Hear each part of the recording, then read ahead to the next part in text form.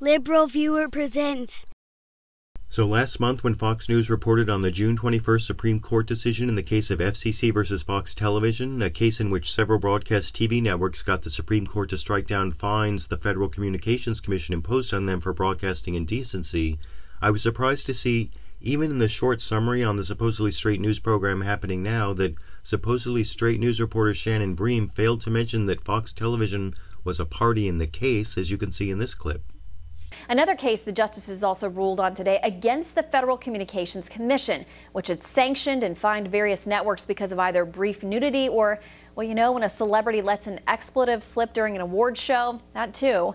Well, today the court essentially held that the FCC didn't give the networks sufficient notice before dropping the hammer on them. The fines are no good. And that was the full summary of the case from Fox News, failing to mention that the case of FCC versus Fox Television actually involved Fox Television, which was an important omission even in a short summary, especially given that the similarly short summary of the other Supreme Court case decided that day definitely let viewers know the name of the labor union that lost that case, though maybe worst of all news-wise was the way that report spent more time speculating on when the healthcare ruling might be announced than on covering the actual decisions of that day, which was too bad because, as I discussed in my 2008 video, Fox News Likes YouTube Censorship, the case of FCC versus Fox has some interesting facts involving the profanity described by Fox's lawyer Carter Phillips during oral arguments before the Court of Appeals in 2006 in this clip.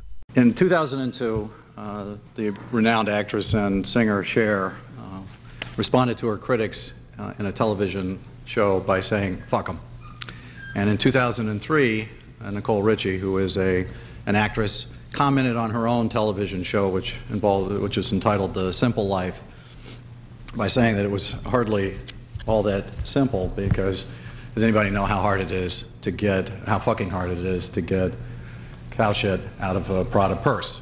Now, I wish this case had been about the First Amendment right to use profanity during TV broadcasts, but unfortunately the First Amendment issue wasn't addressed by the Supreme Court, which decided the case on due process grounds because for years the FCC had allowed occasional profanity, sometimes called fleeting expletives, to go unpunished, and so punishing that profanity without giving notice of the change in policy was unfair, an issue discussed back before the Court of Appeals in 2006 in this clip. It's important to be very clear about what their regime was for 30 years. Speech that is indecent must involve more than the isolated use of an offensive word. That's the policy that's been out there. And now they have admitted that it's a changed policy. For a while they said it was always somehow lurking there.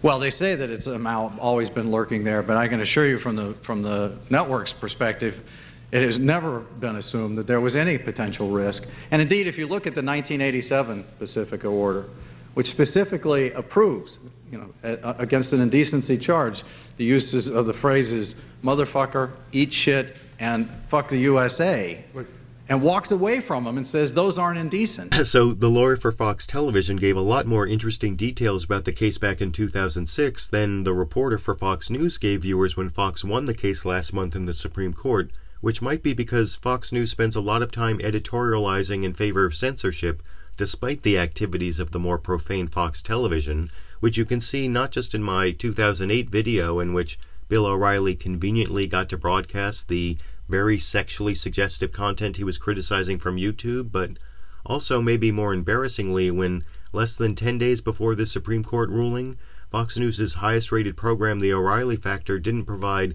anyone to argue in favor of free speech on the issue of local profanity laws, not even Fox News' supposedly libertarian anchor John Stossel, as you can see in this clip. Marlborough, Massachusetts says we don't want cursing. If you curse out loud, it's $25. We'll write you a ticket. I like that. $20 actually, but look, that's fine. If the town, you want to have a town square where people You're okay with that? Yes.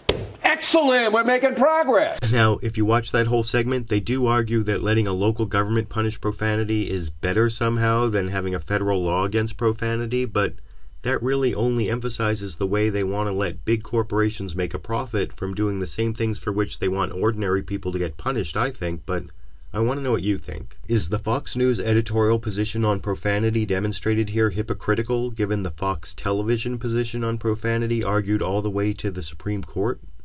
And for a more open-ended question, why did Fox News report on the outcome of the FCC versus Fox Television case there without specifically noting the role of Fox Television in the case?